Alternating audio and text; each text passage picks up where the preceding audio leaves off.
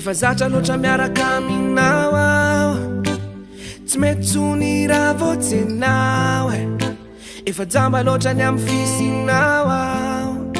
tena lafatra loatrany manembona raha voatseho enao tiako ny anarana foana no tantaraiko ka ho lazaiko anao fa za tsy ala aminao aminao za faly aminao za love aminao tsy mijaly mba sanadriram-bola iove amena fenano anjarako ny fitiavako anao aneka mamy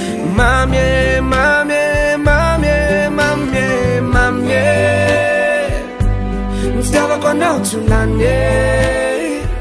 raha mbola tsy amy te mbola piko enao tena tiko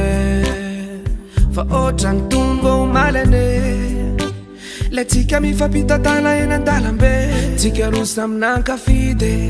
saminankafafiny tena mbola tadidiko tiako enao ka mba velo azahiteny mamiko enao averiko mienombieny aminao malala ihany no masamy teno e tena ty aminao za faly aminao za love aminao tsy mijaly mba sanadriram-bola iove amena fenano anjarako ny fitiavako anao aneka mamy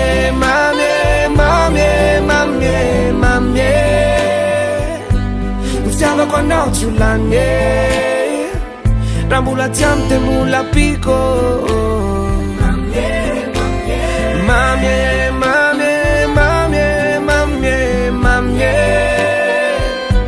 ny fitiavako anao tsy olany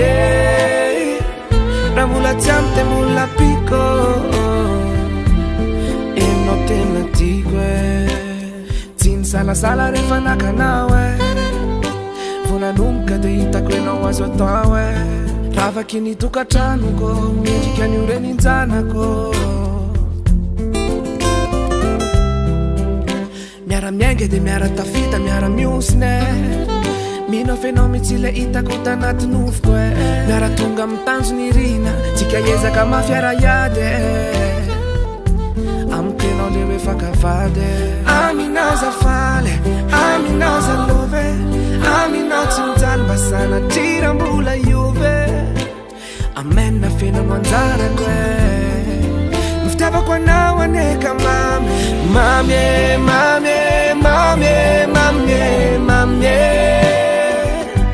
ny fitiavako anao tsy olany raha mbola tsy amy te mbola piko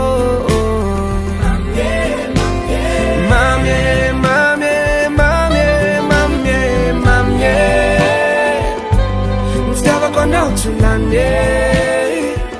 raha mbola tsy amy te mbola piko